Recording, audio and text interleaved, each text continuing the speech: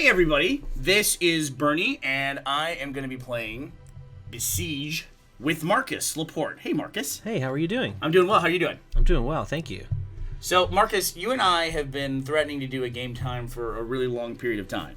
You have. And we wanted to find something that we could play where it was a building game or a construction game of some time. Because why don't you explain to everybody what you do for Rooster Teeth? Sure, so I'm the production designer, so essentially I'm here to make all your scripted works come to life. So I buy all the props, I build all the sets, we design all the special effects, we do all the kind of the fun stuff, the art stuff. And I have to say, Marcus, like, you are one of the employees at Rooster Teeth that the moment you were hired or we started working with you, because you worked with us on a contract basis first, or on I should say more for you, a project basis. Yeah. And then you were hired at Rooster Teeth. The moment you got hired at Rooster Teeth, everyone at the company was like, immediately like, hooked their claws in you. Was like, I need Marcus to help me do what I'm doing. And, yeah. You know, things like the off-topic podcast set, the free play set, just everything in general. How do you make the physical environments, even better? And I'm going to turn this down a little bit so we don't have too much Besiege in our background. Sure. We're recording the audio from the game. So what was that experience like for you coming into Rooster Teeth and like having everyone instantly take to you? Why don't we start this real quick then? Yeah, you can do whichever level you want. I've done the first few, so let's start at maybe number 3. So you're familiar with the game and how it works? A little bit. I wouldn't say I'm an expert, but I know how to build some things. Have you seen some of the YouTube videos where people have made outrageous corrections? Yes. Oh yeah, no, I'm nowhere near that level. Super jealous of that. You might not be able to go to that one. Oh, should we start at the first one? Yeah, that's fine. No, that's we can do that.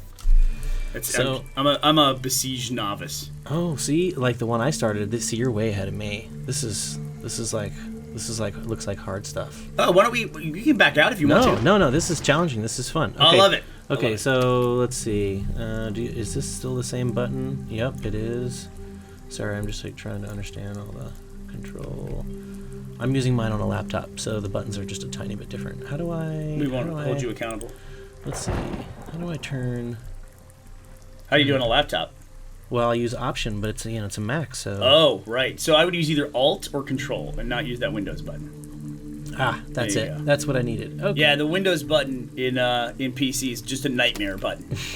Yeah. When they first introduced it on keyboards, I remember it was like back in the Doom era, and you would accidentally hit this Windows button, and it would drop you out of Doom. Take you in a horrible place. And you'd, of course, get killed while you were gone. So I noticed that when I first did this, I realized that I didn't put any braces anywhere, and so the first time I did it, I just kind of ended up, the whole thing fell apart. It's like it turned on, it did some cool stuff, some fire spit out, it was really awesome, but then it pretty much turned to nothing. So Adam Ellis was nice enough to show me how to use the braces. Oh, was he really? Yeah, I kept Your clicking on it. buddy? Yeah, he's exactly. That's who I've been. I was like, I need help. So, okay, I got some braces. Let's see. I'm going to do some cannons, I think. Weaponry. Let's do some cannons up top. And you know what this reminds me of watching you do this? It reminds me of just one of the many projects that you've helped make better is the Orcs Must Die campaign, where you guys built all these props that look similar to this. They're like siege machines. You guys didn't build a trebuchet, but you built like a wooden spike wall. You did all that stuff for that short that we did. We did, yeah. All that stuff is built from styrofoam mostly. The good part about camera and movies is it doesn't have to be real; it just needs to look real. Right. So as long as you can make it look the part, then you can pretty much get away with it. As long as it doesn't have functioning parts, you can kind of get away with quite a bit. So yeah, it's all hand sculpted out of styrofoam. Now, when you say hand sculpted out of styrofoam, like what did you do? You just buy a huge block of styrofoam? Yes. Really? Yes. We start with an 8-foot by 4-foot by 3-foot block of styrofoam. 8-foot by 3-foot by 4-foot. Yes. Wow. It's a big, giant refrigerator. Bigger than a refrigerator, really. Wow. Because it's 8 feet tall. Yeah. So, yeah, it's a very large chunk of foam. And do you have a guy for that? Like, I got a styrofoam guy? We do. Yeah, of course we do. Yeah, we have a guy for everything. Mark is so funny because, like, so many conversations we have, it's like, hey, man, it'd be crazy if we could, like, levitate this thing in the middle of the office and then it would float there for a couple weeks. He's like, well, let me talk to my magnets guy and see what he can do for us. Yeah, no, I pride myself on having, other artists and skilled workers that know what they're doing. I can't emphasize team enough. Art department is, being in charge of a department means a lot, and there's a lot of responsibility on me. However, I can't do any of this really without a whole crew of people that are skilled in their own little niche markets. Right. Like they could be building this thing for you while you're chatting away with me here. Yeah. What are you building? See. So I'm just, I don't think I went up high enough, but I have this thing. You can drag the thing up, I think. Yeah, you can. Well, I guess I need to add some parts. Grab that little arrow. There you go. Why don't I get rid of these wheels and then... So you're trying to take out... in Besiege, you try to build these siege machines to then take out this castle or, kill all the guys on the screen or destroy a certain amount of the buildings. And I'd say siege machines, but siege machines are meant to be for a siege, which is a long period of time. These are just devices that just destroy everything in their path, basically. Yeah, we're just making, destructive devices, I feel like. It's kind of the main... Using archaic technology. Yeah. But you've been working on teams for a long time, though, too. Like, yes. You came from a long history of production before you came to Rooster Teeth. That's correct. Yeah, I spent about a decade over at Troublemaker Studios. So you're probably familiar with a lot of those movies, Spy Kids 2, 3, 4, or the whole Spy Kids series, really. But when I came in was Spy Kids 2. Mm-hmm. We did Predators, Death Proof. Let's see, what else did we did? Shark Boy and Lava Girl. Sin City was in there? Sin City, yeah. I headed up the prop shop for Sin City. And that was actually a lot of fun. That was actually probably one of my favorite movies that I worked on. Yeah? Yeah, for sure. Yeah. Well, it's such an interesting aesthetic at the end. I mean, do your props have to look like finished products? For the most part. Yeah. Yeah, I mean, it's still real life, still live action. But what was really great was Frank had done such a beautiful job doing the comics that it was really easy for us to figure out what things were supposed to be and what they were supposed to look like. Something really interesting about Frank is when we didn't know what something was, we went over with the comic book, we went over to his trailer, and we said, hey, what is this? Is this a real thing? And he's like, oh yeah, that's a 1972 era Montgomery Ward couch. And we'd be like, really? And sure enough, we go look it up. It's that fucking couch. Really? Yeah, he was very specific. He holds on to old catalogs and like old advertisements, and will use period items in his comics. Well, it's the kind of thing that'll give you built-in authenticity, right? Yeah. Oh, it's great. I mean, everybody was kind of blown away when we went in there as a group and we're like, what is this? Did it make your job harder or make your job easier? No, it definitely made it easier. Easier? Okay. Yeah, because there's somewhat of what we do is subject to interpretation. You may see a prop or a set piece completely different than I do, and it's up to me to find that happy medium to figure out where we, to get on the right page. But Frank had a very clear vision. So it was like, it needs to be like that. Yeah. At one point I was like, is this the RoboCop gun? Like, this guy's holding the RoboCop gun, right? And he starts laughing. He's like, yeah, that's the RoboCop gun. and I was like, what is the connection with that? And he's like, oh, I wrote the first RoboCop script. Or I was involved in the a couple of drafts of the first and second. So he's taking it back. So yeah, so he was like, I just felt like using it. Yeah, there you go. So that was pretty cool. All right, let's put this thing on the ground and see if we can do anything with it. Yeah, and Troublemaker Studios, for those of you who aren't familiar with production company names, that's Robert Rodriguez's studio, where he started here at UT in Austin, made a $7,000 movie down in Mexico, pretty much all by himself, and then built it into a big studio that's literally right next door to us. And Marcus, we actually so is this like a can you're gonna fire up? Yeah, well, I'm gonna try. Yeah, I've got 3 cans. I got flamethrowers, so. I'm feeling like you've got this. Yeah. Anyway, that's you got my vote. I would give up if this thing I got was some braces. We'll see how this goes. So is it gonna roll? The flamethrowers aren't gonna do much. Got motor. I guess I gotta turn them a little, don't I? I don't go into build mode. Hit stop in the top left. Oh right. Yeah. There you go. There you go. Okay, so I gotta. Let's put him at like that angle right there. All right, let's drop him down. Let's hit play. All right, I'm gonna hit an arrow. I think C and Y, I believe, are my guys. Well, you know what? I'm gonna get a side view so that I know. So I got a better view when to hit the buttons. Okay, are we ready? I'm ready. All right. Oh, here we go. All right. Do the flamethrowers. Well, it's not so good, is it? The structural integrity on this island is a little bit better. Uh-oh. You're speaking of structural integrity. I can only go forward. This is bad. You know, it's so funny, too, because when I see a siege machine in this game, it reminds me so much of props in a movie that it's like, it's supposed to do one thing, and it's like, then when you're on set, you're like, oh, well, we want to back it up. And someone will go, like, you can't back this thing up. That's not, there's no way that's going to happen. We didn't engineer for that. And we ran into that with the, it's not an episode that's come out yet as we're recording this, but it might be out by the time this is released, which is the Warthog immersion. Yeah, that's true. And we had to work with the Warthog that we had, and it was funny watching you deal with that thing because everyone loves the Warthog, but you were like, yeah, well, this is a cosmetic like reskin. Yeah, well, I know everyone else saw the Warthog as being this, super, special sacred item, and to me, I was just like, it's just a a Forerunner with a bunch of fiberglass on it. So, I mean, yeah, I guess I was a little biased.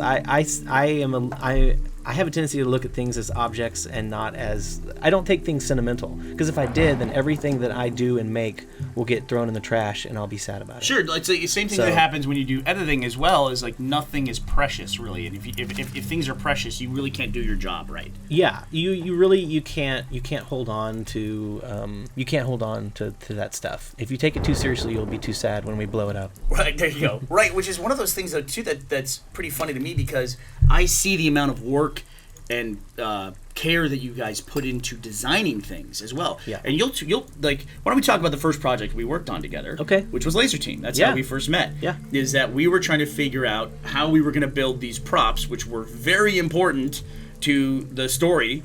And we were trying to figure out how these have to look way better than everything else that's in this world, because this is the only thing that's not made by humans.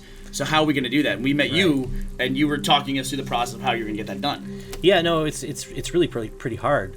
Anything that's not supposed to be made, by man has a whole different set of rules and a thought process that has to go into it. Aliens don't use screws.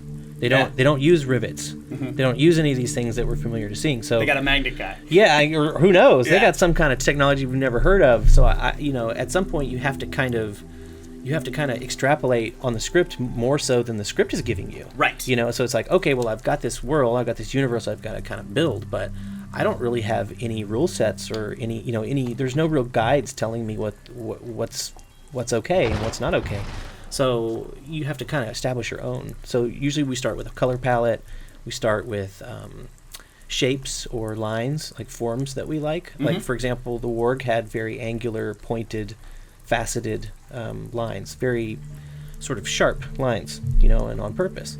The Antarian language was white and blue and clean and curves, like sexy curves was kind of the idea there. So that's kind of the distinction there, and that's how we were able to sort of give you guys two, clear universes that are coming from two, spectrums. Yeah, and I love that. I mean, the approach on it is great. Where do you draw from that? I mean, do you just consume a lot of content yourself? I mean, yeah. Do you kid that grew up like watching all sci-fi movies? Oh, absolutely. Yeah, and sci-fi is kind of my like. I wouldn't say it's my focus, but it's certainly where my personal interests are in movies in general. Always love sci-fi. I have an obsession with space in general. Would love to go there one day if I could just even taste the edge of it. In like medieval games. Yeah. So. No, you know what I mean though. Yeah. It's just like if I could even VR right now is actually providing quite a bit of fun in that arena right now. Well, your art is very physical. Definitely. And then a lot of times your art is then taken and made into digital assets, mm-hmm. but they're mainly meant to recreate the stuff that you make in the real world. Correct. And nowadays maybe that process starts with digital and goes to physical, Mm-hmm. Yeah, it goes back and forth. Yeah. Yeah, I mean it kind of depends on how effects heavy any one project really is. A lot of times at this point, directors their expectations are pretty high. So a lot of times prop makers and production designers will use a 3D modeling program to get on the same ballpark, because it's less expensive now to do that than it is to build 3 different versions and then all sit around in a room and talk about them. But you're also the kind of guy that's like, if you have to tackle a problem design-wise, it's more likely that you're going to bust out an angle grinder and duct tape than you're going to sit down at a tablet and do that stuff. Sure. Yeah. I mean, really, my first step is like dry erase markers. Right. It's like I'm going to work on a dry erase board. We're going to chicken scratch a bunch of ideas out, and once we get in a good place, then we're going to go out and put hammer to nail and all that stuff. But yeah, I'm very physical. I'm very like 3D. I mean, 3D mixed media. That's what I do. Yeah. So I mean, it's really kind of scary to take scripts and ideas from you guys sometimes, because I've been good enough to give you guys a little more freedom with your writing. I feel like I agree with that completely. It's like, okay, we've got someone who can take care of our art department now well enough that we don't have to feel limited in what we're writing, and we can feel comfortable about moving forward with things that are maybe a little out of the ordinary or hard for say a set or a prop. Well, let me give you a very clear example of exactly what you're talking about. Is when, if you look at the way the company started, Rooster Teeth, it started with Red versus Blue. Mm-hmm. And Red versus Blue is inside of the world of off-the-shelf retail Halo machinima. Where, I couldn't do, in those days, I didn't really have the knowledge base to make visual effects. I could do, like, crappy little inserts, like insert a grave. As long as nobody walked over that spot, I could just, like, paste it in there with a layer in Photoshop. Yeah. So the writing that we had to do was essentially, we've got this closed world, very closed world, and we have a Jeep, and we have a skull, and we have a couple of guns. Make that funny. Like, do something with that. And it was a world where, that's awesome. So we came up, and so even, like, if you look down the road years later, I was still, as a writer, employing those techniques. Like, when coming up with a concept for Day 5, which is a big show for us now, back when we first came up with it, my idea was, I want to make an apocalyptic show, but I want to make one that we can make. Yeah. And something where the world empties out, and there's not, tens of miles of cars abandoned choking the freeways, and the nature's not reclaiming the cities. That's the kind of stuff we weren't going to be able to. That's awesome. I would say that one was a failure. But you made a lot of progress though. So this red bar at the bottom is. Oh, that's how much progress I've made. Yeah. So I think you're supposed to kill a lot of the dudes. Oh well, maybe I can just ride around and kill dudes. Yeah, you can ride around and kill guys. I need to change my view a little. Let's see. I'm kind of stuck in here. You should be able to change. I think with. Is it this one? Yeah, this is an older game, and we both have played it, but so it's one of these things where we're rediscovering how to play it as we go. The UA, sorry folks, you guys are like, there's no game playing here. But like Day 5 is something like, here's an apocalypse that we can do, that we can make this. We can make a world where it goes to sleep one day and it just doesn't wake up the next. In fact, Joel's character, in the first draft of it, he was a guy who was up because he was working in a power plant, and he was third shift at the power plant. And it was important because he would explain to people why the generators can run, because once everyone goes to sleep, they go at reduced capacity for the city power plant, and then they had enough, automated maintenance and enough juice to be able to run for many days. So we get to like day 9, day 10, that's when generators might start failing at that point. But I didn't want to have to go through. The reason for that was I didn't want to have to go through and like edit out streetlights or traffic lights or those kinds of things. I wanted to explain why those things were all operating and the people just weren't there. Yep. So we would write like that, and people would tell me, "Well, just write whatever, and we'll make it work." And I was always so skeptical about it in the past. But over the past few years, now it's like things like Laser Team with like spaceships crashing from the sky, like digital aliens standing right in front of us, or monster effect aliens standing right in front of us. Those are things I feel like we can do now. Yeah, so it's been great. Well, awesome. Well, I'm glad that I can provide that for you. I mean, that's ultimately what my job is, but it's really fun for me too. I mean, so you're saying I can write a day 120 now, so where there's like weeds growing up? Yeah. I think about that every time I watch Walking Dead. I think about every time they go down the road, it's like, whose job was it to put all these freaking leaves everywhere? Oh, yeah. Well, yeah, it's a greens department. Yeah, they have, there's its own landscaping department. We didn't really need it a whole lot on Laser Team, but we did have greensmen on the days where we were out at Spiderwood Studios. When we dug that huge trench. Right. For when the Antarian ship crashed. Yeah. And then we had to move around a bunch of dirt. We had to cut a bunch of trees. And there's just little things. You don't think about it. But somebody's job is to look at all those little details. Yeah. And it's so much fun, too. You talk about that, the process of like having an idea, like roll around in my head of something that I wanted to make for years. For Day 5, it was that shot that we did with Joel. And then we kind of like built from that. But for Laser Team, the shot that I always had in my head was something we wouldn't have been able to do, which was that big trench with the ship laying in it. That was like, to me, the image I always had in my head of Laser Team, the guys discovering the equipment. So you guys going out and digging that trench, going out there and standing there, was like, wow, this is it. I mean, it was really there. Do you have that experience a lot when like you work with directors or writers where they're like, you make the thing that they've been thinking about for a long time? Yes. Yeah. Oh yeah. No, I mean that's really a huge advantage for me as an employee at any company is I'm getting to kind of fulfill your dreams, and that's, I could not ask for a better job description. I'm not the guy that's breaking your heart over some accounting nightmare. I'm not that guy that's coming to you with some horrible problem. I'm like, look what we did, and you guys are like, wee. It really is. It's so much like that. Like one of the fun things you did on Laser Team was there's a scene where Adam has an action figure of himself that the government built all these things for when Adam made his debut. There was like a PR component to it, and one of these things was action figures. And you found an action figure of Alan Richardson. Oh, listen, we got so lucky. That never happens. Let me just tell you. Like, if you tell me, we need an action figure of this specific guy, it's gonna look just like that guy, not like any other guy, not kind of like him. It needs to be that fucking dude right there. and I would just go, fuck, we're hosed. Yeah. We just got tremendously lucky. He played Aquaman in the like Superman WB series. Yeah, in Smallville, and he had a character that was already made and was in a package. An action figure, yeah. It was kind of expensive. I think it was like $60. I think it was kind of a collector's item. But compared to making, you know, I'm sure there's some Smallville fans that are out there like, no, shouldn't have taken out of the package. I bought the last two I could find on eBay, and I don't know if there are others. Oh, really?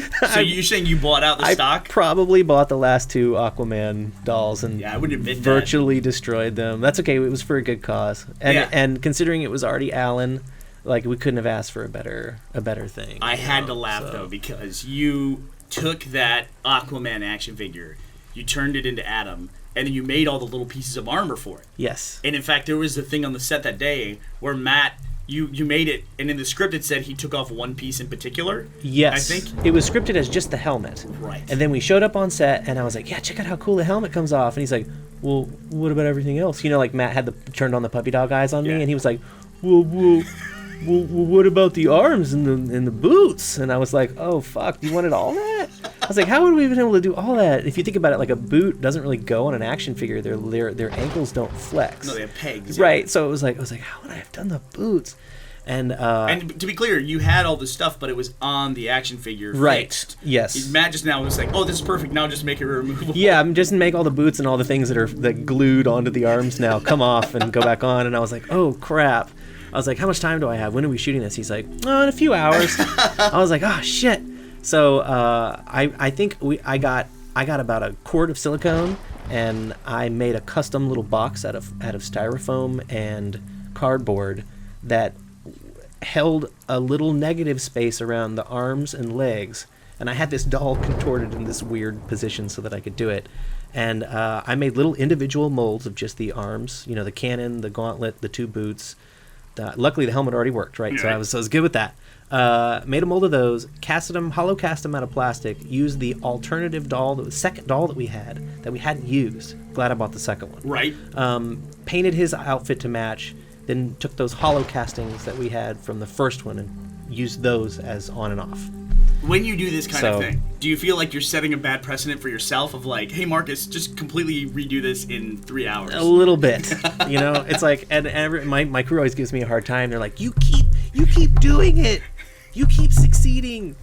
They'll never say no. It's true. It's true. Like, okay, the expectations go through the roof. And you have actually caused a little bit of a shitstorm, I would say, at the company. Because you built, I think it started really with the sports ball set.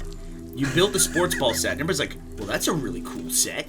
And then you built the off-topic set. Yes. And it was with a working beer tap, and everyone's like, well, I want a new set. And it's like this thing at the company where in meetings where people talk about their set, and there's just like, well, you know, Rooster Teeth podcast, you guys already have a set. It's like, yeah, but we want a better set. We want a Marcus set. Well, that's we flattering. We almost took the off or on the spot set away from John and took it for the Rooster Teeth podcast. You were like, well, this is ours now. I was like, it was. So I'm failing terribly at this game. Look at this though. You're so close. Okay, well, I haven't done my cannons yet, but I can't steer it. I might take over for you here in a second. Yeah, please do. You want to take over? Yeah. Yeah, go for it. All right, I'm going to take over for Marcus. We're going to switch seats here. Here, I'm going to pause this. I'm going to move over a little bit so we can... Okay, so now I'm in here, and I'm way worse than Marcus at this. Oh, no. Really? Well, I haven't played in a long time. Like, I would play this game with Teddy and JD. How do I reset this? Well, I love those drills. Oh, just you want to destroy the machine? You hit the little trash bucket right there. All right, and then how do I navigate? If you use your scroll wheel, you can zoom in and out. If you hold Alt, you can move around in 3D. Got it. Okay. I got Does that help? Now. I think I'm getting there. If you want to attach something on the underside of it, you have to actually go far enough down to be able to attach. And C does the cannons, Y does this. How do I do the movement? Oh, it's the arrow. Arrows, got it. Front and back arrow. I I'm don't have a way to steer it though, so I'm just kind of depending on bumping into things to change my direction, and then we can fix that. Yeah. Here, I'll try to build something that lets us steer. Cool. All right, Marcus, I'm gonna try to find a different continent to get on here. Okay, cool. Yeah, I'm not super awesome with this game, so. Conquered. See, I've already conquered this one, so this seems like this is an easy one. Oh yeah. See, this is where I started. Yeah, so this is one that's oh yeah, this is just build something and get in there. This is great. Yeah. Oh, so I got a little tutorial here too. So yeah, great. I didn't. You know me. I skipped right through the tutorial and went right for the build. Do you do that? Are you one of those people who like? Well, I'm not in real life, but in video games I am. Oh really? You know what I mean? Yeah. Like I just want to play the game. Just get into it. Or do you skip cutscenes and all that stuff too? I don't mind cutscenes. Depends on what it is. Oh really? Yeah, because that's like part of the story, and I'm into movies and storytelling, so I like the cutscenes. It gives me a break sometimes. Yeah, so how did you get your start doing all this stuff? Because that's a big question on Game Time. Is like, how'd you get going on this? So how'd you get into the world of prop making? Okay, so it's all my dad. My dad is the whole reason that I'm into prop making. Really? He's a graphic designer, and back in the '80s, graphic designer was really more of an illustrator. So he's an incredible illustrator, always keeping a sketchbook. I grew up watching him make incredible drawings, and it just sort of blew me away. That was like for someone to just take a pad and paper and turn that into something amazing just was... It's a talent I wish I had all the time. That and singing probably are the two big talents I wish I had. Gotcha. But yeah, he totally hooked me with his sketchbook is how he got me. Yeah? So, and we just spent a lot of times working in the garage, and he liked to work with wood and make little boxes and fix things around the house. He was pretty handy. So, he builds a lot of things just for fun, and that kind of got me going. Yes. Nice. Look at that. Look at that. So right, conquered. I conquered the first tutorial of it. So. You're really good at this, Bernie. Not so good. So yeah, my dad is really he's my huge influence. We would go to one of the big things was Star Wars, of course, and he turned out of a broomstick.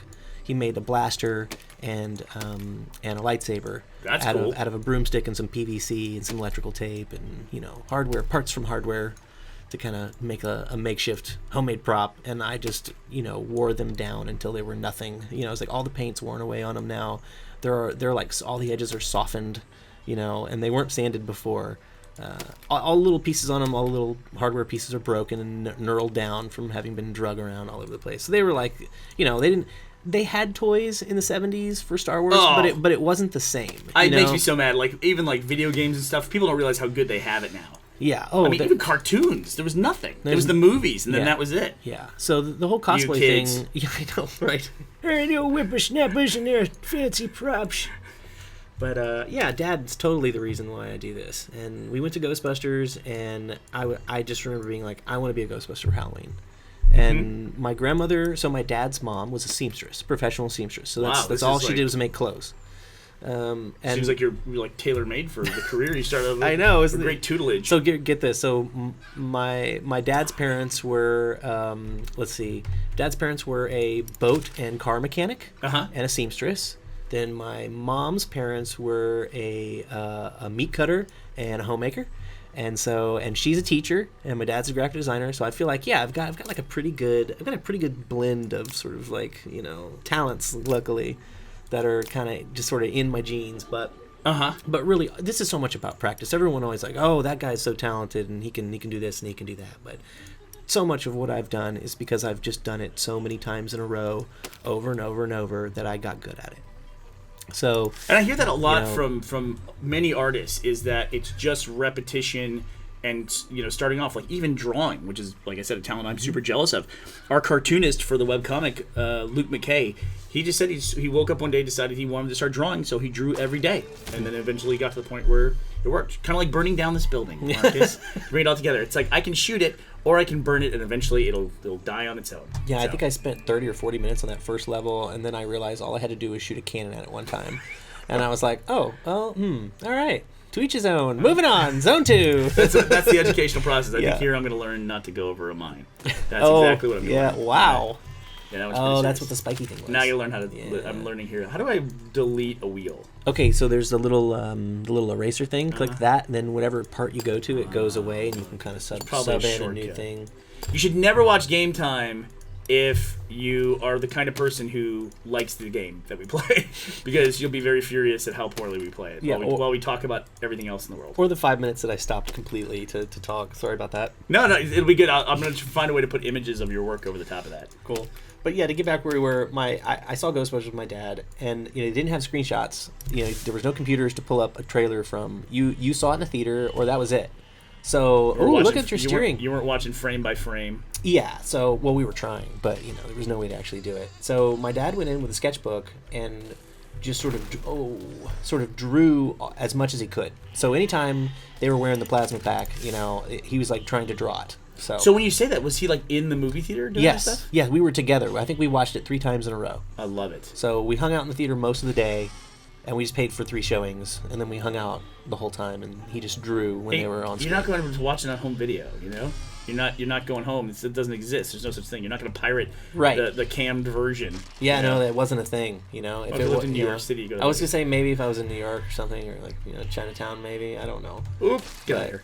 Oh, all right, I'll give it. There's a lot of minds in that one. So you guys went to 3 showings of Ghostbusters and just sat there, and your dad would sketch the different things. Yes. That's so awesome. Yeah, and then we would go home and we would try to make something close. And I think what we ended up with was like a Coleman backpack, a camping backpack that had those aluminum straps. Do you remember those old camping backpacks that had aluminum pieces that came over your shoulders? Not at all. Crazy stuff. Yeah. Anyway, so it started with one of those. We had like an old Ford carburetor, like air filter top, to give that silver sort of circular thing. There's a toilet ball cock on there. There's a bunch of hardware parts and tubing and stuff. It's pretty silly. And then we used a Star Wars blaster, and he built on top of it to look a little more like Ghostbusters with like electrical wires and tape and stuff. Sounds awesome. Yeah, it's pretty cool. And then my grandmother sewed a little jumpsuit for me, like a little tan jumpsuit, a little patch that had my name on it. And I wore rubber boots, like green rubber boots, and I had a little leather belt that I tied in a way that could hold a flashlight. Pretty funny.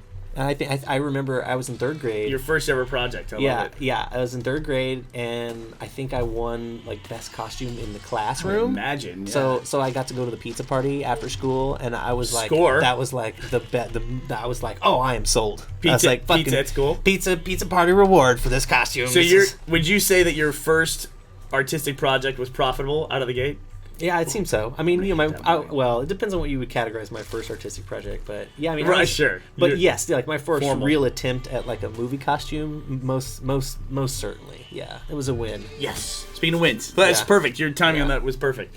So that's awesome. So then, just from that point on in your life, were you making stuff constantly? I kind of knew I wanted to make movies, but didn't know how I was going to figure out how to do it. Yeah. I knew I would probably have to go to school to really feel like I was qualified. Which is the worst.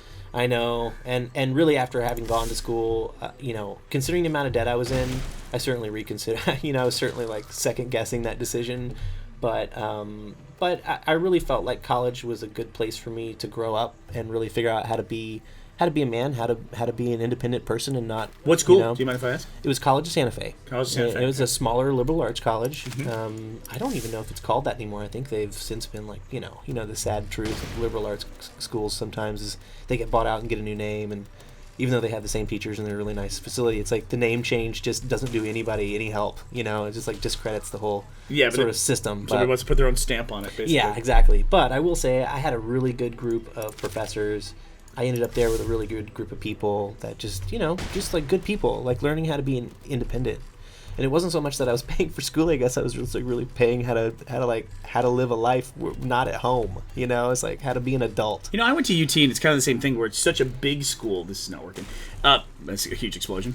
It was damage. Such a big school that it's like I think I learned how to operate in a city. Without somebody looking after me all the time, which I had pretty much the rest of the way through my career in education. Was there's always teachers who were interested in me. Quite frankly, UT, not so much. Yeah, but I had a really good experience at college, so I was glad that I did it.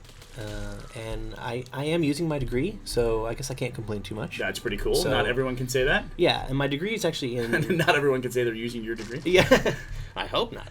I've got my name somewhere on a diploma. But, I mean, I thought it was a good experience, and considering that, really, you're right. Most people aren't able to use their degree even after having completed it and still paying for it. So No, I'm feeling pretty lucky. Yeah, it's cool. It's definitely cool to be able to do that for sure. Yeah, it's fun. So then from college, what happened? I moved to Austin, was working at Breeding Company, and if you guys have lived in Austin, you're probably aware. Breeding Company really well. Yeah, Breeding Company is a small sort of mom and pop hardware store, like housewares kind of store. And it's local, but it's I don't know, it's kind of like Home Depot. I guess it's like an Ace Hardware, I guess is the best way to describe it for people. It's a small hardware Independent store. mom and pop. Yeah. Hardware store. Way too expensive. And it is. It's priced for convenience. It's in the middle of town. It's right by campus. Right by campus, yeah. So it makes back sense. when honestly, when college students would still do those kinds of projects. Yeah, that's I would true. go to Breeding Company because I needed nails or I needed a wrench for working on a car Or whatever, that I didn't have. And really, that's where my professional start in the industry was construction, doing construction, working at a hardware store, helping people on their homes, helping people build their houses. So I did a lot of wood construction in college. That's kind of where my basic skills and feeling comfortable around power tools and that kind of stuff comes from. So if you've got any carpentry experience, then people are in a pretty good position to do our department. Yeah. So well, do you ever think in the back of your head too? Entertainment it's I said in the Game Time with Meg, it's a tough field in which to make it, but it's also a tough field to maintain a career. So do you ever have in the back of your head that maybe you could go back and do construction for a living as a fallback? Does that still enter into your mindset at all? Oh, sure. Yeah, I mean, I feel like I will always be a maker, no matter where I'm doing it or who I'm doing it for. I could totally see myself having my own furniture line or having sculptures that are, custom sculptures that are made to order to spec. Yeah, I would absolutely. Line. That's interesting. Yeah, I would I don't think I've ever heard anyone say that. Yeah, it makes sense to me now you say it. I like shapes and forms. I like furniture. A lot of production design is finding interesting furniture. Mm-hmm. It's not always easy to put a group of guys and girls at a table and chairs and have it be fresh every time. Right. So, considering that a lot of our content is formatted that way, I've got to find a new, cool way to put you guys at a table and chairs each and every time. Mm-hmm. So I'm constantly on the lookout for cool furniture, and we usually end up making our own, just because I can't find what I want. What's an example of something you've made that people would have seen on our sets? Oh, well, something you would have seen. Well, like the Heroes and Halfwits table. I have a very good example. So on the spot, John Reisinger's desk from On the Spot, the console desk that kind of looks like it's part desk, part TV. Right. I knew that he wanted a desk. He wanted to feel like he had something that he could own. You know how John in the show he always gets pushed around. He's like, I need a desk. What? He's like, I need a layer of protection. He's like, in a way, he's like, I need some separation between me and the animals. Yes, he was like, I just need the slightest separation here. And I was like, okay, let's give you a console desk. And then at some point, I knew that I wanted to see some graphics down low, and that was kind of always how we had it. The motion graphics would always appear right more or less where his legs were. Uh-huh. So I felt like, well, let's just kind of own that and put it on the TV here and combine an old console, like wood panel TV with the desk. So we did a couple of Photoshops, put that together, and I tried to find something like that, but it just didn't look right. So we just made it from scratch. Wow.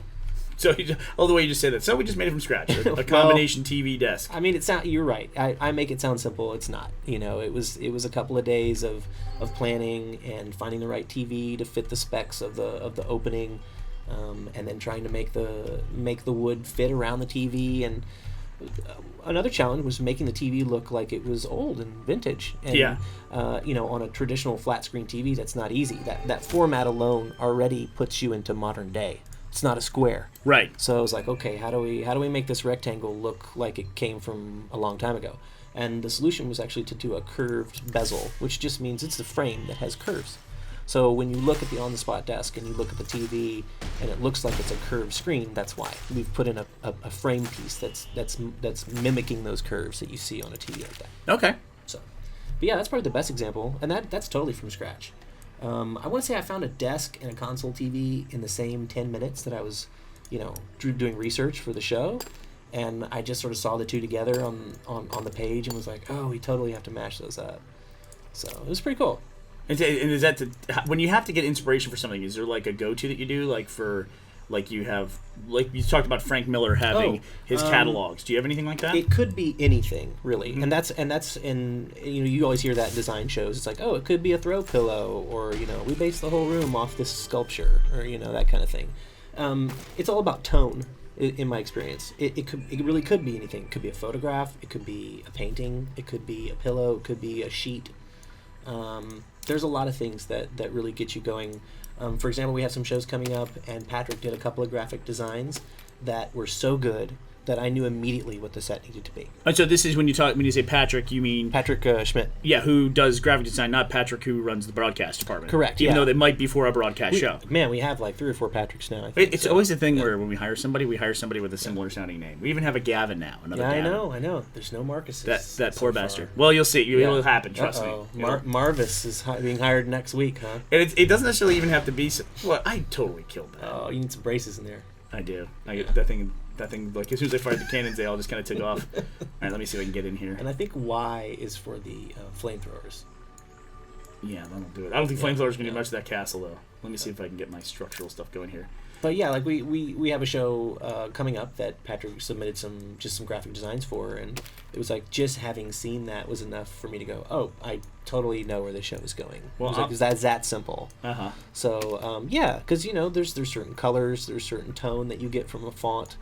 Immediately. I don't know. Maybe not for you, but for me, when I look at a font, I can immediately tell whether it's childish, whether it's classy, whether it's modern, whether it's traditional.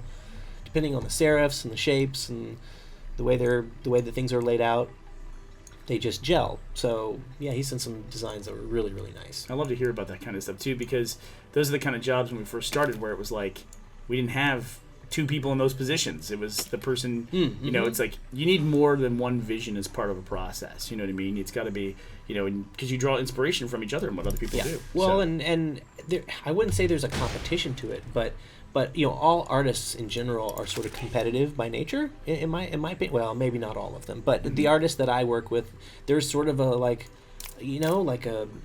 you push each other in a way. Like you see that person who's really good, and you go, oh, I want to be that good. Yeah. And so that you put extra effort into it and to try to get there. And so is everyone else around you. They may be seeing something that you're doing differently than them, and they're going, oh man, I want to be like that guy. So if you can end up with a whole group of artists that are all working together going, man, I want to be like you, then that's like the coolest thing that you can ever ask for. And you can avoid design flaws like this. Yeah, exactly. The device that just kills itself, essentially. It's... What holds one of these in place? I don't know if it does. A remote grenade? What's this? I've never seen that before. I don't know. Explosive rocket? Get out of here with this business. The problem I found with this game, though, is it doesn't always point the business end of the gun in the direction you want. This is going to be great. This is going to be so awesome. Yeah, there's a way to rotate it, and I forget what it is. All right, I just haven't figured it out then. Let me see if I can. Because at one point I was trying to use the flamethrowers as a means of propulsion, but it wasn't working. It was just like putting out fire and it wasn't moving. So I was like, oh well. I do like this game though. It's a fun game. It's cool. I mean, really, this is one of those games that I would have to sit down for hours, and like really noodle around. Yeah, I mean, you could. I mean, it seems to me in a game like this that you could go nuts. It really, yeah. I mean, I see this game as being more about building these things to your liking than it is about conquering these levels. Oh, absolutely. Because there are simpler ways to destroy these levels. Do you know what I mean? Like, oh, absolutely. The example was when I first did it, it was like it just bounced off. Do I have to make it detonate as well? I don't know. Get in there! Oh, look at that! That was total luck. I haven't used that one. That one's awesome. Yeah, that might be it. That might be a little overpowered for some of these weapons. All right, that was pretty cool. All right, well here I'm just gonna try to. I like to try to use the same siege machine to do several levels. But what was your so then? After, being an enthusiast and making the Ghostbusters costume, and I'm assuming making a lot of things over the years, what was your what was your moment when you feel like you broke into entertainment? Oh, it was definitely Spy Kids 2. Yeah? Yeah, because I was working at the hardware store. I was kind of ho-humming through, my life at that point. It was a year or two out of college. Just knowing that I could do something really cool, but just not sure how to connect to the right people in the right way, just like how do I get in? You know, that's the big question. That's what everyone's always trying to figure out. It definitely seems like a locked game. You know, it is. It's not. It's very frustrating. It's not going to be good to you. It's I'm not going to lie. Yeah. It's not going to be easy. There's too many of us who want in. There's not enough jobs. You know what I mean? There's honestly, there's a lot of people trying to maintain their careers too. Yeah. There's just too many. There's just too many people who want a piece of it, and there's just not enough happening here for it to be for everyone. So it's really. When you hard say here, do you mean in Austin? Well, yeah, I do. Yeah. But Atlanta right now is a really good place for people who are wanting to get into film industry. LA, of course, there's always work there. It's a little bit different place. I like LA. It's different than Austin, but it's different everywhere. You know, Atlanta's the same way. Is there like a traditional path for what you do? Is like an apprenticeship? Yes, Okay. there is a traditional path. Now, depending on what state you're in, there are film commissions and there are film societies. Mm-hmm. If check to see if your state has a film society or film commission. If they do, then they're going to be the best resource you've got for connecting to film industry work. I started as a production assistant. It's also known as a PA. And that's the typical in for most people who want to do film industry. Entry level. Yes, Yeah. it is. I mean, you really are going to be the gopher. You're going to be the guy that goes and picks up the laundry. You're going to be getting people's coffees for crew. You're gonna pick up people's lunches. You're going to run all the errands. You're going to go shopping for art department. You're going to pick up stuff for wardrobe. They're going to send you out in the middle of the night. They're going to wake you up early in the morning. You're going to be doing stuff that's not super fun. Yeah. But you can almost bet that the good majority of the people that you are working with and around have done that position before and have put in that same hard work and effort to get that. And it's a position, I would say, that most people approach as entry level. And they just kind of do their job. When you get somebody who does that job really well and has a lot of ambition, they really shine. That's true. In fact, a lot of people stay as PAs for a really long time, and they have a hard time understanding why they're not excelling, and it's because they took the PA position too literally. Mm-hmm. We want to see you shine. That PA position is to see where you fall. Yeah. And you can either blow us away with your dedication and your hard work and your attention to detail or what have you, or you can just treat this like, oh, I'm just the errand boy. And I can guarantee you're not going to go a whole lot past that. You know, you're gonna be in that PA position for a long time. You know, and it's one of those things too. When you talk about starting a career, when you talk about different projects you work on, you can very quickly list off Spy Kids movies, like you can say Spy Kids 2 through 4. Sin City. This is a decade or more of work. That's like this is not a quick process. Although when people describe it, it sounds like a very quick process. I think I did PA work for 3 or 4 years. I didn't always work as a PA. Well, it's funny. Is they didn't always credit me as a PA, but I was being paid as a PA on a lot of movies. Interesting. You know, it's one of those things where they need entry-level people. Mm-hmm. They can't afford skilled labor, but they need people who have skills. You know what I mean? Yeah. And so they're like, saying skills. I'm like trying to just totally cheese this rocket. There you go. No, it's not going to blow up in time, though. I'll figure this out. Either way, yeah. I mean, it's one of those things where you've got to be able to, you've got to have that skill set. You know, you've got to be able to use that skill set to your advantage. I'm going to have to build a smaller machine. You got some sheep. Got some blood. I can almost get up this. I just need a smaller machine. That's it. All right, so I'm going to save this guy. Click. Oh, look at that. Oh, look at these. Maybe I can bust out one of my older machines. These are your saved ones. Yeah. Oh, shit. I'm going to say this is my Marcus Game Time machine. Like, I've got a bomber in there and everything else. Damn. Bring those up. Let's see that stuff. I love it. Catapult? Catapults. This one is just a Okay, let's see how this works. Yeah. No, so this is rubber bands and, like kind of a pivot here. Yeah. Wow. How do I fire this, though? How do you fire a catapult? Let me find the bands. I was gonna say if you can find it down here, it'll tell you. There's a way to restrict the bands. Here it is. L, contractible spring. I'm gonna assume that's it. All right, let's see. Let's go and play and see. What was it? L. Okay. All right. Yeah, but it can be a very long process. Whoa. Do you have to keep? Oh, good job! Wow. All right, so now I just gotta figure out how to get it closer. Damn, you can only do that once, huh? Yeah. Yeah. Well, it's meant for. Yeah. But I can probably do it in such a way that. All right, we're gonna get this. We're gonna get this. I can feel it. That's pretty good. Yeah, I guess. You impressed? Did I get a job? Yeah, you come and work for us. All right. I like to start a lot of it, but not all of it. All right. You can start as a PA. Does that sound okay? It sounds good, man. Sounds good. That's about where my skills are. But yeah, if someone's trying to get in the film industry, that's the best way is to get a PA position, and which won't be easy either. It's not going to be easy, but if you get it, man, please kick some ass for everyone's sake that's involved with that production, because if you do a really, really good job, they're going to take notice and they're going to ask you back. And you think film commissions and looking for that, those are positions that are advertised. They are. I mean, they don't advertise often for DP. I'll use Texas as an example. Texas Film Commission or the Austin Film Society are the two best resources for us here in this region. They have all the productions listed. They have the producers and the hiring department heads listed online. So you should be able to, if you're clever, you should be able to go in there, find the production name and a point of contact, and at that point you could, I mean, cold emails aren't always read by everybody. But listen, it doesn't hurt to try. You get a lot of emails after this. You realize that, right? Yeah, I get a lot of emails. That's how it goes. Yeah, that's how it goes. I get a lot of emails as is. I think I want to say I had my email listed on IMDb one time, and that was a huge mistake because it was like anyone who was seeing any of my credits was just like coming straight to me. It was like just targeting me basically at that point. And I was like, oh, I can't deal with this. So I want a bigger box. Let me get a bigger box. All right, let me see if I can do this. Maybe if you add something to it, like, ooh, that didn't work out so well for me. That did not. What if we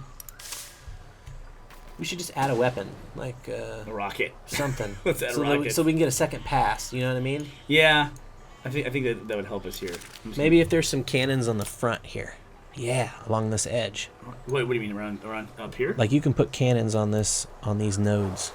Point them that way, maybe. Yeah. Maybe where there's not a rubber band. Cannons. Here we go. You can zoom in if you want to get out of that snow. There you go. Yeah, there you go. Think of all the cannons you could put. Oh yeah, look at all those. Yeah, it's gonna fire at the. Maybe we can time this in such a way that it'll go one and then the other. Okay, let me see. Play. Well, when you hit C, it'll go. So if you boom and then cannons. Yeah, cannons already went. Oh no, I fired them though. So we'll do the catapults and then the cannons. Cannons don't do much. Wow, the cannons didn't do shit. Yeah. Wow. Oh, I used regular cannons too, not shrapnel cannons. So maybe I should use shrapnel cannons. Okay. We'll try this. This will be our last one we do here. Oop! I shouldn't do that. Don't do that. This will be our last one we can do. Okay. I think we'll be stuck in this one for a little while.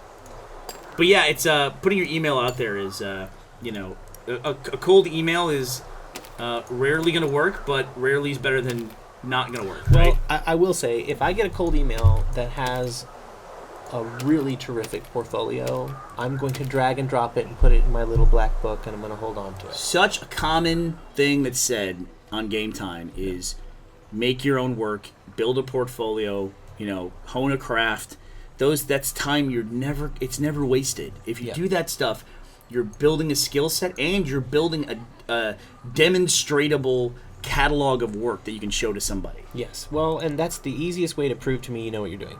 Doesn't it just apply to production design, art direction, also to things like Let's Plays or podcasts? Sure. It seems very easy to sit down at a microphone with a video game and go, look, I've even stopped playing a video game while I'm saying this, is to sit down at a video game with a microphone in front of you and just play the video game and be entertaining. It's those guys that can do that, it's a huge skill set. It is. Well, and everyone seems to, a lot of professional industries are taken for granted like that, especially in entertainment, because it just seems like, oh, this is all you got to do is say a couple of lines from the script. Everyone always gives actors and actresses a hard time. They're always like, oh, all you got to do is go in and say a couple lines and go home. It's like, nah, it's a lot more than that. In a lot of ways, though, too, it's like the best compliment is that somebody, you make it look easy. That's I think a good compliment, but it's a tough one to hear. Yeah, well, and it's funny you mention that because that's like some of the things that I had to do to sort of defend what I did here initially. Really, like when I first started here, it was really hard to kind of get everybody on board. It's a whole new direction. Like taking production design seriously and being willing to invest in it is a thing. True, and yeah. it's there's a lot more money involved when you start to take the art direction to the next level. And so for us as a company to really take that seriously, I was having to kind of stand up for doing things that maybe were a little different around here, and that wasn't always easy. So I got that quite a bit, when I first started. No, it totally makes sense. Yeah. It's like, especially when you're the person coming in, it's like We're spending how much? Didn't we spend like 1/10 of this the last time we did something similar? Yeah, they were just like, it just was hard to really understand why we would need to spend that money, and I kept having to kind of go to bat for it and show examples and be like, this is a new direction we're going. This is something that we have to take seriously if this is why I'm here. Well, I would also argue now that you, in credit to the effort that you put in to do that, you are now probably one of the people that if you come up, you have a much easier time getting the money and the funds or the production budget that you need to get stuff done. That's true. Yeah, no, I've been here a little. Well, I guess if you count the subcontracted work, I've been here about 2 years. When you say subcontract, you mean Laser Teeth? No, Day 5 short that we Gotcha. did, Right. and then iBlade was two projects that I did as a subcontractor for you guys, and Gotcha. I met with you guys initially in January or February 2014 was when we discussed Laser Team. Uh-huh. The very first time was when I had you guys in a room and we talked about it. So that was kind of like my introduction to you guys, and that's a little over 2 years ago. Wow, that's crazy. So yeah, definitely. Yeah, I felt like the first year was really an important time for me as an employee here, was to show you guys that we really can do this. You know, like as a company, we really can take this seriously. We really can do the big things that you want to do. Yeah. I just need an opportunity to show you, and so it was hard to convince people to give me, the money that I needed to do that. But I think once we did it a few times and people got a little more comfortable with it and they were seeing results, and and that's all it takes. Or we got people who were like, I want Marcus on my thing. The people are fighting over who Marcus is getting to work for. Well, that's great. I couldn't ask for anything better than that as an artist. What do you so something's going on here. I hear people yelling in the background. What's the thing you're working on these days that you're excited about? Oh God, I don't know. Can I you can talk about it? Yeah, sure. Talk about it. And we can always Adam was all worried about it. He was like, "Don't talk about it." Oh, you mean so you're gonna talk about the show you want to make? Well, I don't know. I mean, I guess. Well, here's what I can talk about. Like right now, immersion is really super fun for us. We're taking that to a level that we haven't taken it before. Yep. We're doing things that we always wanted to do but didn't feel like we could or could take seriously. We're doing a lot of fun things there. I think that's probably where I'm having the most fun right now. Yeah, immersion's a blast. It is. I mean, a lot of the video games that we recreate are so modern that I don't have a whole lot of experience in them. But it's fun because I get to kind of like experience that fresh and new with the episode. So I'll go out and buy the game that we're recreating and I'll play it for a little while, and that's fun. It gives me. I guess when I was growing up, I always felt guilty when I was playing video games. Like I felt like, oh God, I'm supposed to be like, I'm supposed to be like preparing for my career, and if I'm playing these video games, then I'm not doing that. So I remember feeling a fair amount of guilt when I was younger, because it's not, video games aren't the same now as they were then. Like video games in the 80s and 90s, a lot of parents saw that as like a huge distraction and a huge, like this is go not, outside. Like, this is not a healthy activity for you to be doing, sitting on the fucking couch all day. So I remember feeling a fair amount of guilt behind that. So same. So now when I get to play video games and I don't have that guilt, it's a totally different experience for me. I don't have to feel like I can only play this game for an hour and then I got to go back to what I'm doing. I can stay up all night if I want to. I'm an adult. Yeah, exactly. So and I have 2 little girls now that are 3 and 5 years old. So I feel like I'm in like the perfect. Ooh! Look at me! Look at that! So it's all about that thing, not the middle part. Yeah. See, I didn't realize that. We could have saved ourselves some steps if we knew that. We might have aimed a little higher. Well, I think I knew that was the case. I almost want to do that one again, just to prove that I can. So satisfying. No, but I'm worried that I won't be able to move on if I don't. So this was a victorious game time. Unbelievable. Never happened before ever. Awesome. I like your weapon though. Thanks, man. You got like a streamlined version of the first one. But you and I, what I was kind of getting at, did they shoot my bombs with arrows? Did they? That's inaccurate. Yeah, they did. Maybe just get a little closer. Can you get any closer? Yeah. Where you do it? Get right in there. Oh, be careful though, because my construction's not the best. Oh, so I guess if an arrow hits you, it just they go. I'm gonna give myself some support so these things don't fall all the way down. So they can go like this. Oop, did that wrong. No worries. So one of the things though I was kind of getting at with that conversation is I don't want to connect that. Was you and I talk frequently about a build it show, and that's immersion is definitely heading more in that direction, I think, which is great. But I wonder if the audience would really like a show where stuff is built on a regular basis. Like that's the purpose of the show. Sure. Well, we are sort of developing some of that, and we're at the moment we're kind of caught in development, as they say. just trying to get everybody on the same page with how it works and what we're gonna do. That was awesome, dude. Yeah, it's charged in there. This is my new go-to siege machine. I'm gonna save this bad boy. What's that one? The catapult? No, this is the kitten pult. This is the smaller version of that. There you go. The kitten pult. Kitten pult. That's pretty good. Nice. All right, what am I supposed to do here? Oh, Steal and deliver a wood pile. What is this? Not gonna work in construction? Wait. See, this is the fallback plan. so we can't destroy any things in this one? Nah, That's I know. lame. I can't even, whoa. Well, that was funny because when I went. Oh. All right, I'm gonna start working on a whole new device. I don't think I'm gonna finish this one though. Let's start over. Yeah. So I gotta build something that can. Can hold can pick up stuff and grab it. So it's just use the grabber. But yeah, a builder show is definitely something that we'd like to do. I love building props in general, so that's certainly something where the focus of the show would be. But it is. We're trying to figure out where it belongs and how big of a production is this. Like kind of trying to understand where that is. But yeah, I would love to do a builder show. Yeah, I think it would be a lot of fun to do something like that. But it's there's a lot of things that we would like to make that we'll see, what our audience wants to watch because, we're kind of known for a certain thing and narrative stuff. But I think immersion's a great stair step towards something like that. Oh, absolutely. Who knows? I mean, I don't have a whole. Pardon me. I don't have a whole lot of Twitter followers, but the ones that I do have are pretty vocal, and they're constantly bringing that up. Has the experience of working like Troublemaker? You work on very high profile projects, but at Rooster Teeth, kind of every job is a high profile job. Like, true. Do you feel like even having worked on big Hollywood movies, what's been the personal impact of you since you came to work at Rooster Teeth? Oh, well, it's been tremendously different than Troublemaker. Even though we're on high level projects, multi-million-dollar movies, the crew don't really have. No one knows about the crew. No one really cares about the crew on movies like that. I liked you. Well, you know what I mean, though. It's I know exactly people what you aren't mean. seeking out the crew to like know more. But that's completely not the way it is here at Rooster Teeth. The crew is definitely as revered as cast members here at Rooster Teeth, which is pretty special. It's not something I'm used to. In the decade that I worked at Troublemaker Studios, not a single person was like, oh, you're that guy. That just didn't happen. So to be here at a place where people appreciate But when you talked about a project you worked on, they were like, oh, yeah, I've seen that 1,000 times. Oh, sure, yeah. But you had to bring that up. You had to say that. Sure. It's like I'm not one to sort of tout my own, toot my own horn a whole lot, and I just never really felt comfortable being like, oh yeah, I work in the, like that's not my.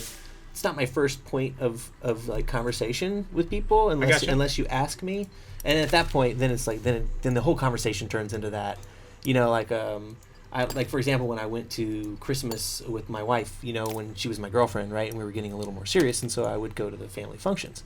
So when I was there, of course they'd be like, "Oh, it's Martin." They would call me every name except my actual name, and then classic Martin. Yeah, and then like a couple years later, it was like the cup still said like Melanie's husband, on it really? and stuff. So that's great. So, but then one year, somebody found out that it came up in conversation that I worked on movies, and then it was like all of a sudden everybody in the room wanted to talk to me all night long. Really? So yeah, it was like just for whatever reason, just like something about me working in movies, I became interesting to them by default, and it was like one of those things where I was like, well, this is really cool. I'm glad that people are actually care to talk to me now here. But people like, wow, did you talk to Martin about this? Yeah, they're like, did you hear about Martin? So I made a forklift here. I'm pretty. Dude, I saw that. Pleased with that. I know. Here we were mad about not being able to blow stuff up, and you just went over and picked it right up. Yeah, I'm telling you, I could. If I lose a job here, I can get a job. You come right over to our department on the loading dock somewhere. We'll get you on the forklift.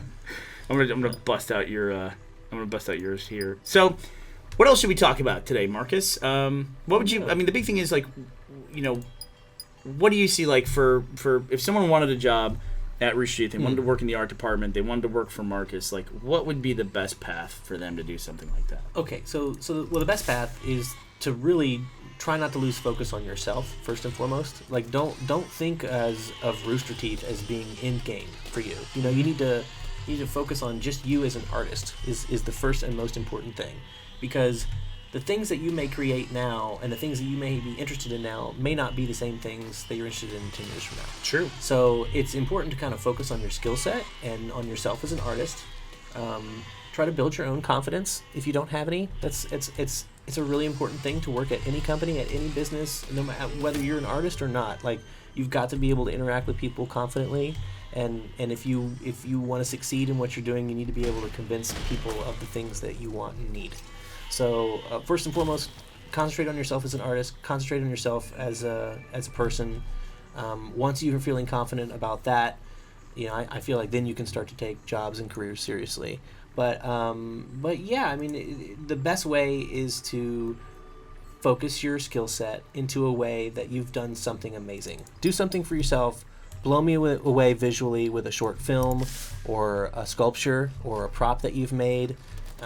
Maybe you only do house construction, so that's fine. Put all your finished carpentry work in a portfolio. Really, it's like, I need to see what you can do. Everyone always sends me resumes, and the resumes are written, and I don't see. There's nothing. You're not hiring writers. There's like I can't. There's nothing here for me to see. And they're like, well, if I could just meet with you and I could tell you how passionate I am about these items, and I'm like, look, I really just need to see. I need pictures. Yeah. I'm a visual person. I'm a visual artist. I require visual aids. I get it. So, I mean, it's like everything you do and you produce is visual. In fact, you'll do that yourself. When you're presenting ideas, you'll always make sure there's a visual component to something you're doing. Well, I'm glad those nights died now. Plus, I would say, if you're trying to get my attention with something artistic, please know that it doesn't necessarily have to be Rooster Teeth related or related to me or something that I do. You know what I mean? Right. It should be something that you're interested in, something that you're proud of. Maybe something that you could use as a portfolio item for any company. Like, let's say you made a really cool thing and it's got Rooster Teeth branding all over it, and it's like, maybe Rooster Teeth's not interested, right? But now you can't go use that somewhere else because it's got somebody else's branding all over it, or it's, like, try to pick something that you feel that you identify with enough that could be used at lots of places, maybe to interest people in your skill set. That's a long process too. Yeah. Is there like a formal way besides like PAs? Like, is there like any kind of like for a filmmaker, you can make a movie and go to festivals? Is there anything? Would you say cosplay is a good avenue for that? It is, and it didn't 10 years ago. 15 years ago, it wasn't that way. But yeah, absolutely, cosplay is a perfect way to get introduced to prop making and costuming in general. Yes, I think that's an excellent supplement to what I've already said. Yeah, if you're interested in cosplay and there's something that's holding you back, there's really no reason to buy into that. You just need to go for it and just do it. You can always make another costume. You can always look better. Your first one may not look exactly like you want it, and that's okay. You just keep doing it until it looks good. And you can watch people's skills when cosplayers start off. Their skills improve dramatically with every project that they work on.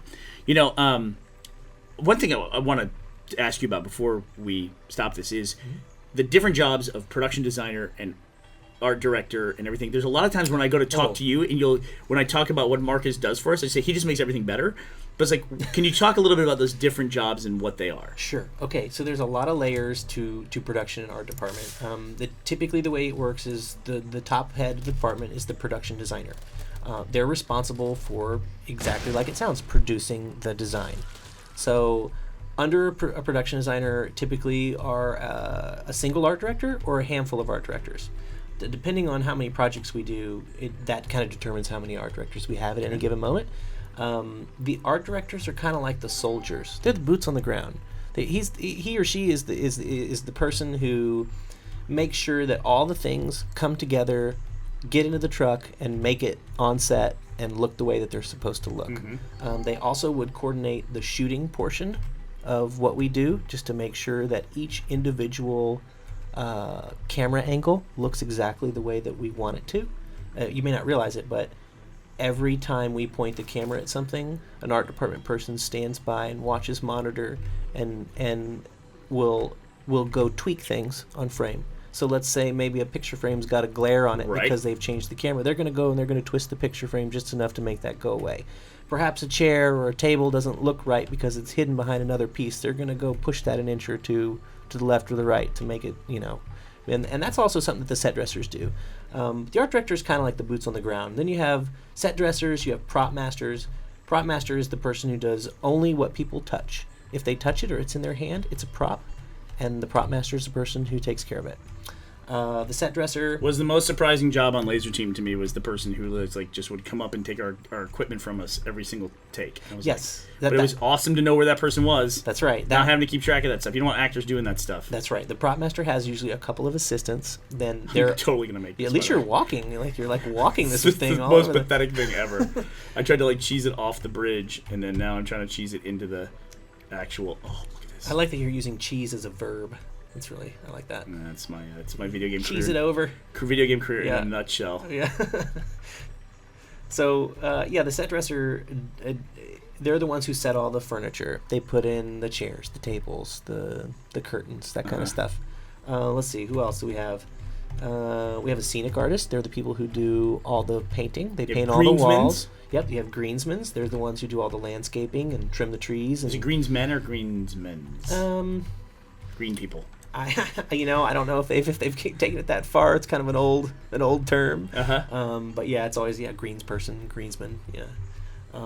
Let's see what else is in there. Special effects coordinator. He's the guy he or she's the guy who's in charge of just making sure all the effects run well. It's not gonna let me choose it.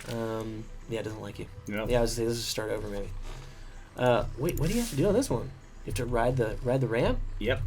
And kill all the soldiers. I kill the guys to like let me ride the ramp in peace. I see. So, let's see, who else is there? We've done Prop Master. That's the good majority of our department. If you had to do anything besides what you do, because I mean, even mentioning saying like making props, it's like that's a basic part of what you do. That's a sub component of what you do. That's correct. But you also it also seems to me like you're fine being described in that way. Is that fair? Because that's where you get your start? Because that's where I start, yeah. And I mean, really, most of our department really are just artists, and they're really good at that one thing, but they've had to be pretty good at all the stuff to get that far. That's the thing, is like most people in our department are going to have a really varied skill set. And that's what I would want. I want someone who's good at 3 or 4 things instead of just one thing. It means I can keep you on as a core member of the crew and not have to switch out lots of people depending on what's happening. I can go, well, I've got this person who covers these 3 skill sets. I've got so and so who does the other 2. I've got the stuff in between covered. So between the 3 of us, we've got the good majority of the things that would come up in our department taken care of. And that's what I remember we talked about, like having a guy or a girl for everything. Like that's why. It's like every good artist knows their limitations, and not every artist will admit them. Some of the best ones refuse to admit it. But what they do is, in the skill sets that they are not good at, they do a really good job of finding people who are and being really good to them. That's a metaphor for production in general, I think, right? It's like that's you can't do everything, so you got to find the best possible people to do stuff. And I think that our relationship with you has been great. I think you're one of the few employees that, like, from day one, it was like, okay, let's have Marcus make everything we do a little bit better. Awesome. Well, thank you. Let's close on this. So what so far, I know they're all your babies, what's been your favorite thing you've worked on? Oh, the most, like to date? Yeah, Rooster Teeth. Specifically. It was probably the immersion episode, the Warthog immersion episode. Really? You liked that one the most? I did, because I felt like we had everything we needed. Like there was, like, nothing stopped us, really. There wasn't any, like, we just, I don't know, we had everything figured out. Do you know what I mean? Like, we'd spent a lot of time thinking about this one. Daniel and I put a lot of extra effort into pre-planning, just like understanding that what we were doing was sort of like a feat of engineering to be, to like get past. Hard. This is hard stuff. It's just math involved. It's like most of what I do is art, but when you start to involve math and explosions and people's lives and safety, then it becomes a little more important and it's stressful. But whenever you succeed, it's just so much worth it. It's so worth it. Well, hopefully people, by the time... Oh, look at that guy, set me on fire. See, you're talking about safety. The one guy blew up. He landed on my thing and set me on fire. So I'm just going to assume that I could have finished this level. And it would have been amazing, and everybody would have loved it. Marcus, thank you for coming to talk to us today. I had a blast talking with you, and it has been an absolute pleasure to work with you. Looking forward to many years more of us working together. Thank you. Likewise. I fucking hate this game because it drives me insane. I am certainly not an expert, but I do love to play Super Meat Boy.